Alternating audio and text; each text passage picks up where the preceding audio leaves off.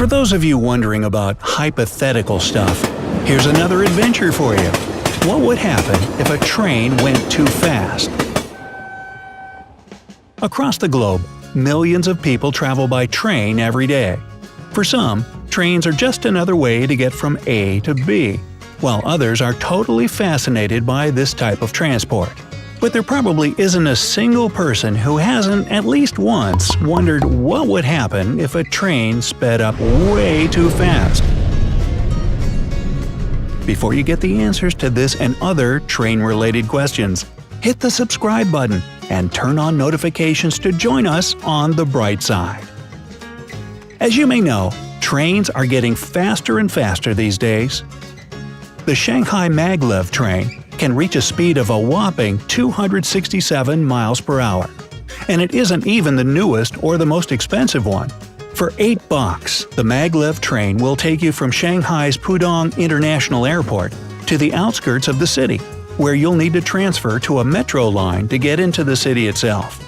The trip takes only 7 minutes. Such an impressive speed is achieved thanks to technology known as magnetic levitation, hence the name maglev. Of course, bullet trains like the Shanghai maglev have been designed specifically for high speeds. What about the usual kind? What would happen if a typical train went too fast?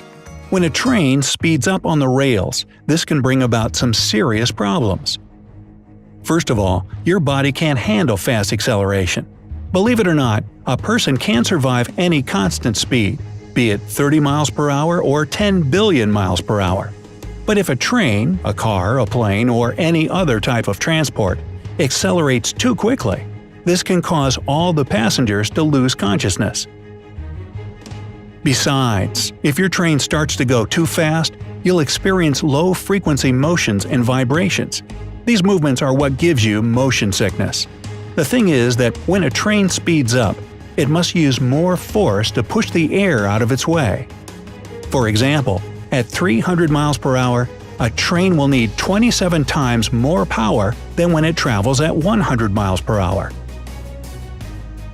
I know what you're thinking. Aircraft don't experience too many vibrations, and they go a lot faster than trains. But you should remember that the air at ground level is much denser than, let's say, 30,000 feet. Thus, trains have to overcome more resistance. That's why passengers feel a strong, discomforting vibration. But the scariest outcome of a train going too fast is potential derailment. This happens when a train runs off its tracks. A lot of things can cause a train to derail, and a speed that's way too high is just one of them. Minor derailments, when a train doesn't leave its track completely, happen much more often than you'd think. And even if no passengers get hurt in such accidents, the railway system in that area temporarily stops functioning. Not all trains that get derailed carry passengers. Most of them are freight trains transporting different goods. Statistically, every 2 weeks, a train that has gone off the track causes a chemical spill. And some of these spills are so bad that local residents need to be evacuated. This means that you may suffer the consequences of a derailment even if you weren't a passenger of that train. As for the derailment of a passenger train, it's usually a messy and terrifying business. However, you can increase your chances of surviving and remaining unhurt. According to experts, it's best to choose a seat in the middle of the train. These cars are less likely to be seriously damaged during a derailment accident. At the same time, the front and the back of the train are usually the most damaged parts. On top of that, always opt for a seat that faces backwards. If the train derails or crashes into something at a high speed, you won't be thrown forward but pushed back into your seat instead. Okay, a train is going way too fast. So, how do you stop it? What would happen if you pulled the emergency brake? The emergency brake is a living paradox. On one hand, it's conveniently within reach, and it's supposed to be used in case of, well, emergency, right? But get this. Right near the emergency brake of a New York City subway car, there's a list of instructions, and it specifies that you shouldn't pull the emergency cord even during an emergency. Actually, especially in the case of emergency. Huh? If you try to bring a multi-ton machine moving at high speeds to a sudden halt, you should be ready for the consequences. Most trains all over the world, especially those that cater to mass transit, use air brakes. This system differs drastically from the automobile braking system. In your car, an increase in pressure means an increase of pressure on the brakes. But a train's brakes operate in a different way. The air brake system is normally closed by default, and if a train operator wants to brake, they need to reduce air pressure in the train's braking system. Only then will the brakes open. This means that if there's a failure in pressure in the braking system, the brakes will engage automatically. But if you pull the emergency brake, you provoke a rapid loss of pressure. Air gets vented from the brake pipe and, as a result, the brakes literally slam shut. On one hand, you'll reach your goal and the train will stop. But this will be a violent occasion.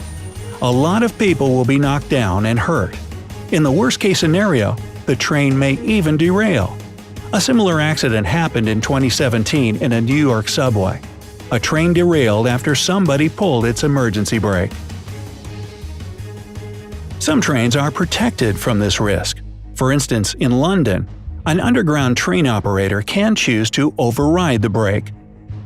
In any case, when speaking about the subway, experts strongly recommend against pulling the emergency brake. Obviously, it's easier to get help in an emergency situation if the train has managed to arrive at a station than if you got it stuck in a dark tunnel. On top of that, once the train has been stopped with the use of an emergency brake, it can't be simply started up again. According to a report prepared by the New York Times in 2010, it can take as long as 10 minutes to reset the braking system. Add the time a maintenance team needs to reach the train, and you'll spot some serious problems looming ahead of the guy who pulled the brake. At the very least, they'll have to pay a hefty fine. But if passengers have been hurt or the train has been damaged, there may even be some criminal charges. So, keep your hands off of it, dude! And finally, here's a question we've all had since we were kids. If country singing legend Shania Twain were to market her own brand of bubblegum, would she call it Choo Choo Twain? Actually, that's not the question, but it's still funny. The real question kids always ask is, would a coin on the track derail a train? There's a popular belief that a coin left on the track can derail a train. However, this is next to impossible. The only person who can be hurt or even fatally injured is the one who conducts such an experiment. As we've already established several times, a speeding train is a massive and extremely heavy object. A coin is obviously too light to obstruct its path. A train will simply knock it out of the way or flatten it. Nobody inside will notice even the slightest change in the train's movements. At the same time, there have been several recorded cases where people who place coins on the track lost their lives when the coins were sped out at high speeds. The fact that little coins can't derail entire trains doesn't mean that trains are invincible, obviously. A more massive object on the track, such as a vehicle, a piece of metal, or even a brick, can lead to a train crash. The Federal Railroad Administration reports that 1.4% of all derailments that happened from 2009 to 2012 were caused by something left on the track. These objects included ice, snow, and coal. That's why it's a really bad idea to place anything at all on the track, or hang out anywhere near train tracks for that matter. This can only threaten your safety and the safety of others.